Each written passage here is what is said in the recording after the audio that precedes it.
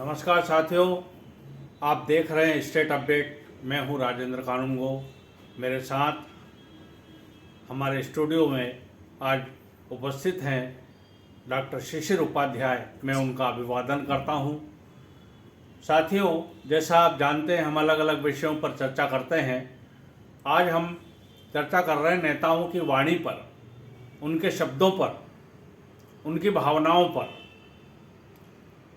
अभी कांग्रेस के एक बड़े नेता ने यह कहा है कि भारतीय जनता पार्टी को जो लोग वोट देंगे वो राक्षस हैं, या ये कहा जाए कि वो ये चाहते हैं कि भारतीय जनता पार्टी को वोट न दें और कांग्रेस को वोट दें तो वो देवता हो जाएंगे।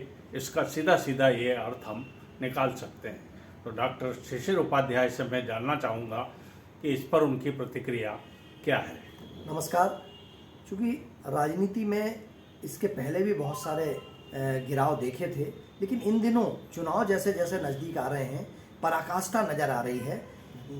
जो वाणी है उसका वो ख़त्म होता जा रहा है। वो जो जिस तरीके से गिरकर स्तरहीन बयान दिए जाते हैं, अभी तक हमने ये देखा था कि उन्होंने कुछ दिन पहले लोकसभा में एक माननीय सांसद महोदय ने ये एक आरोप लगाया था कि मेघनाथ और रावण और कुंभकर्ण की संज्ञा दी थी और नाम लेकर उन्होंने कहा था, और उस पर जिस तरीके से प्रतिक्रिया हुई थी। लेकिन उससे एक 4 कदम आगे बढ़ते हुए जिस तरह से पहले एक दूसरे को राजनीति में एक दूसरे को आरोप लगाते थे, लेकिन अब मतदाताओं को मतदाता चुनता है और मतदाता पर आरोप लगाने लगे हैं। और जैसा सुरजेवाला जी का बयान आया है उसमें कितनी सच्चाई है ये हम नहीं जानते, और ना हमारा चैनल इसकी पुष्टि करता है। परंतु जो स्थिति हुई है और जो बयान सामने आए हैं वो घोर निंदनीय है कि ये जब पब्लिक, अगर हम आपको वोट नहीं दे रहे हैं तो हम असुर हो गए, और अगर हम भाजपा को वोट दे रहे हैं तो हम राक्षस हैं। ये क्यों? आपको वोट दें, आपने भी लंबे समय तक सत्ता में रहे हैं, आपको वोट देने वाले भी राक्षस थे क्या? तो ये कितना नैतिक पतन हो गया है। वो बोलने वाले ये तक नहीं सोचते हैं कि उन्हीं जनता ने आज तक सम्माननीय जिन नेता ने आरोप लगाया था वो कोई सरपंच का चुनाव नहीं जीत पाए, हर चुनाव हार जाते हैं। और उनकी वही पीड़ा मुझे लगता है कि सामने आ रही थी। मध्य प्रदेश के माननीय मुख्यमंत्री शिवराज सिंह चौहान जी ने ये कहा कि मैं तो अपनी जनता को भगवान मानता हूँ, और अगर कांग्रेसी उनको राक्षस कह रहे हैं, वोटरों को राक्षस कह रहे हैं, तो ये उनकी विचारधारा होगी। इससे नुकसान कांग्रेस को हो रहा है, लेकिन ना तो ऊपर कोई खंडन करता है, ना कोई ऊपर ऐसी बात करता है। बस ये कह देते हैं आपने गलत अर्थ निकाल लिया।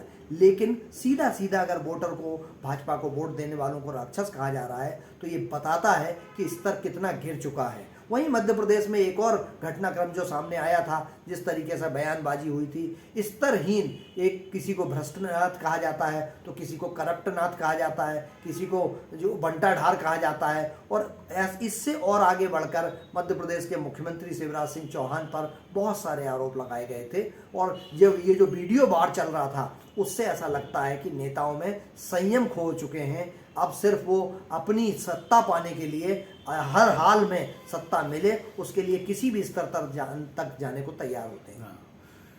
सत्ता के पीछे भागने के लिए मतदाताओं तक को जो है वो राक्षस की संज्ञा दी जा रही है, यानी नैतिकता कितनी गिरती जा रही है।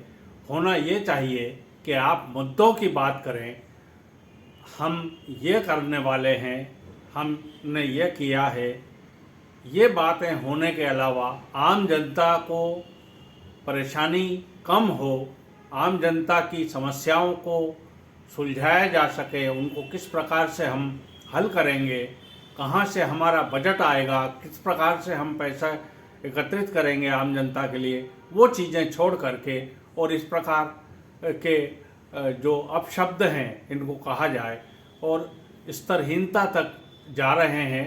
ये चीज़ें जो है एक नहीं, सभी राजनीतिक दलों में ये चीज़ें आजकल देखी जाने लगी हैं।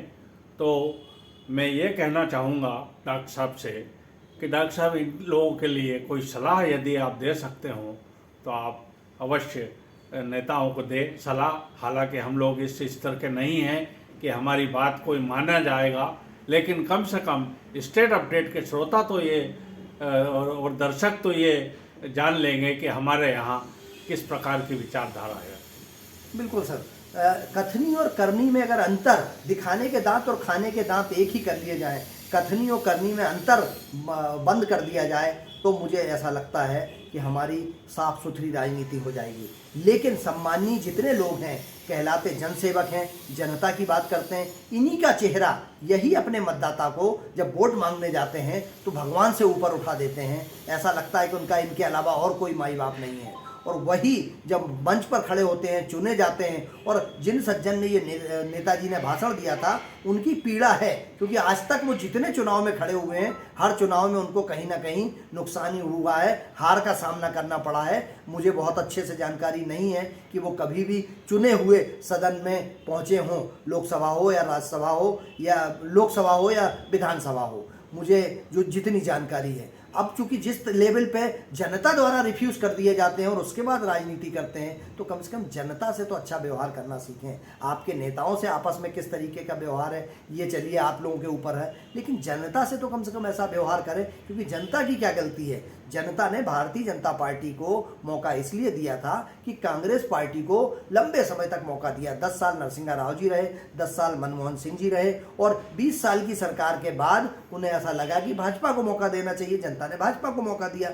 अब 10 साल भारतीय जनता पार्टी के हो रहे हैं, तो ये जनता का हक क्यों छीना जा रहा है? ये जनता का हक है कि वो किसे पसंद करती है, किसको चुनती है। अगर उसको आप राक्षस कहते हैं, अगर उसको आप इस तरीके की संज्ञा देते हैं, तो ये मुझे लगता है कि अनुचित है और राजनीति में स्तरहीनता की पराकाष्ठा है।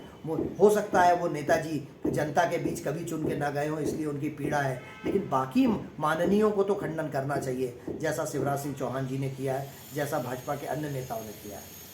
शिवराज सिंह चौहान मुख्यमंत्री बने हैं तो उन्होंने कहा है कि प्रदेश की जनता मेरी भगवान है, और ये प्रदेश में कांग्रेस की सरकार लाना चाहते हैं, ये बोल करके कि मतदाता जो बीजेपी को वोट देगा वो राक्षस है।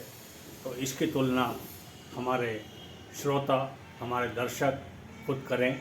इन्हीं शब्दों के साथ मैं डॉक्टर शिशिर उपाध्याय का धन्यवाद अदा करता हूँ, और यदि आपको यह वीडियो अच्छा लगा हो तो कृपया इसे लाइक करें, शेयर करें और सब्सक्राइब करें, और अपनी प्रतिक्रिया अवश्य दें। मुझे दें आज्ञा। नमस्कार।